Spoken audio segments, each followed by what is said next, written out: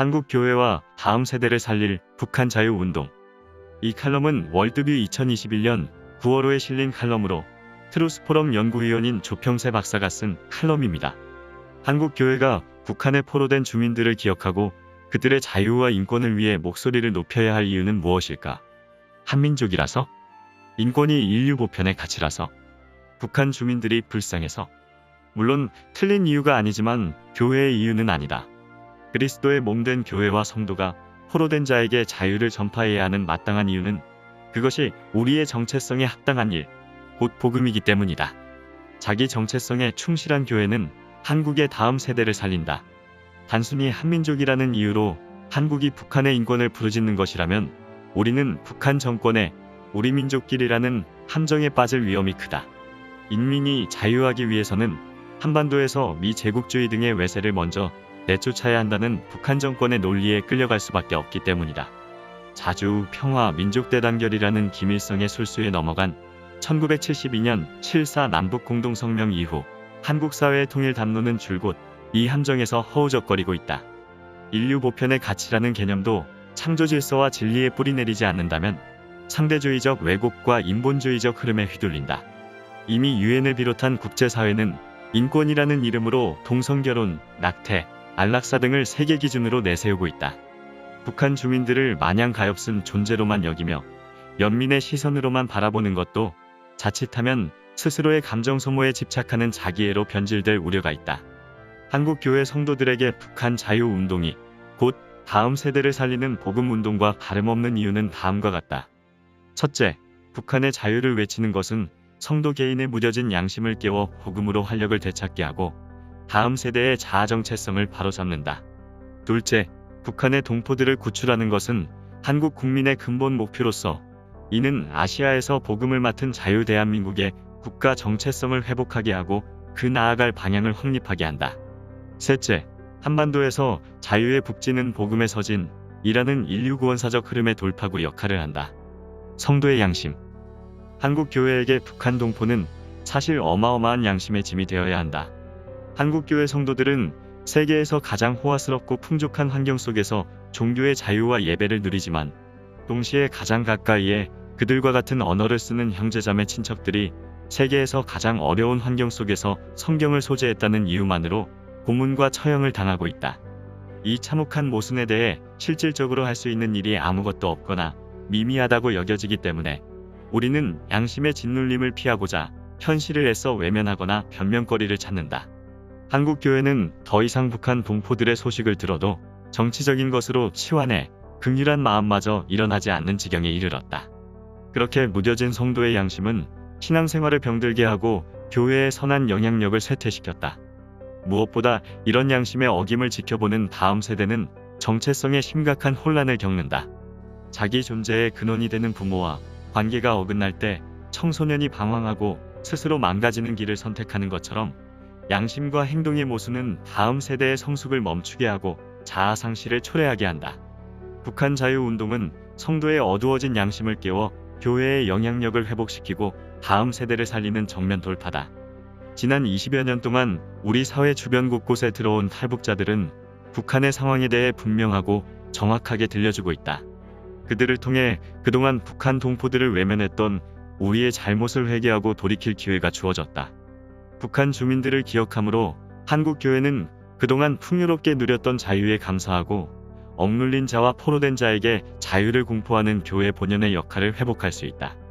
이 양심의 회복은 성숙하고 건강한 다음 세대를 만든다.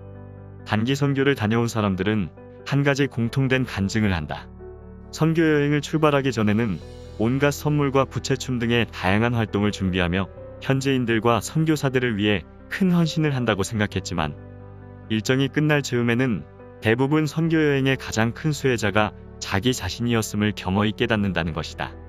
참가자들은 선교 현장에서 일어나는 놀라운 하나님의 역사에 참여함을 통해 그 복음의 비밀스러운 운동력을 체험할 뿐이다. 그리고 자신의 역할이 얼마나 작았는지를 알아차림과 동시에 그 아무것도 아닌 작은 헌신을 얼마나 놀랍게 쓰시는지를 목격한다. 북한 선교와 북한 자유운동도 마찬가지다. 북한 자유운동은 한국 교회 회복과 다음 세대 부흥의 돌파구다. 국가의 양심. 둘째로 북한 자유운동은 대한민국의 정체성 회복을 위해 필수적이다. 1953년 북한을 해방하지 못한 채 휴전협정이 체결되자 이승만 대통령은 8월 10일 대국민 성명을 통해 이렇게 선포했다. 공산학정 속에 당분간 그대로 남아있게 되는 우리의 불쌍한 동포들에게 나는 이렇게 외치는 바입니다. 절망하지 마시오. 우리는 결코 당신들을 잊지 않을 것이며 저버리지 않을 것입니다. 우리의 잃어버린 이부고도와 북한의 우리 동포들을 다시 찾고 구출하려는 한국 국민의 근본 목표는 과거와 같이 장차에도 그대로 남아있습니다. 대한민국의 국부 이승만 대통령은 국민의 근본 목표를 북한 동포 구출에 두었다. 이것은 자유민주적 토양이 탄탄하지 않은 한국인들에게 북한 동포 구출, 즉 북진이라는 분명한 목표의 설정을 통해 대한민국의 국가 정체성을 유지하려는 이승만 대통령의 묘수였다. 하지만 대한민국은 그 정체성을 규정하는 그 근본 목표를 상실했다. 선경제, 후통일이라며 북진을 미뤘지만 한국은 감당하지 못하는 경제 성장과 풍요로움을 누리게 되면서 북녘 동포 구출과 북한 해방통일이라는 국가 정체성을 잃어버렸다. 국가의 양심을 잃은 것이다. 현재 대한민국이 겪고 있는 자유민주주의의 위기와 국론 분열은 바로 북한 동포를 구출해야 하는 국가 양심을 잃어버린 원죄에서 비롯되었다고 할 수 있다.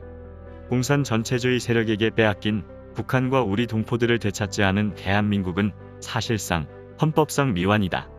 북한 동포들을 해방하는 자유통일을 이룰 때 비로소 대한민국의 1948년 건국은 완성되는 것이다. 19세기 중반 미국도 비슷한 상황이었다.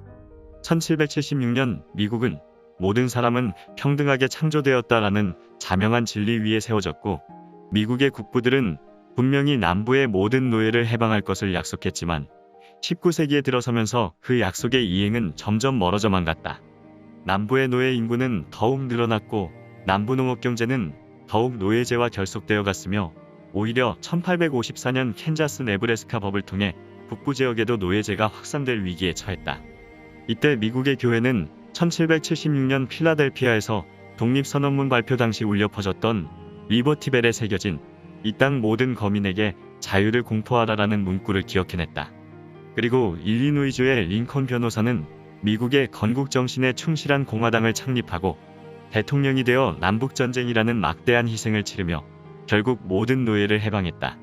그렇게 미국은 공화국을 지켜냈을 뿐 아니라 건국을 완성한 것이다. 링컨이 16대 대통령임에도 불구하고 국부라고 불리는 이유다. 대한민국은 북한 노예 해방을 외치며 국가 양심의 회복을 주도할 교회를 통해 결국 회복되고 다음 세대는 자유통일을 맛볼 것이다. 자유의 서진. 마지막으로 한반도에서 자유의 북진은 복음의 서진의 돌파구다. 세계 지도를 꺼내보자. 이스라엘 백성이 시내산에서 받은 율법이 예수님의 십자가를 통해 완성된 이후 이 복음은 조금씩 서쪽으로 전진해왔다.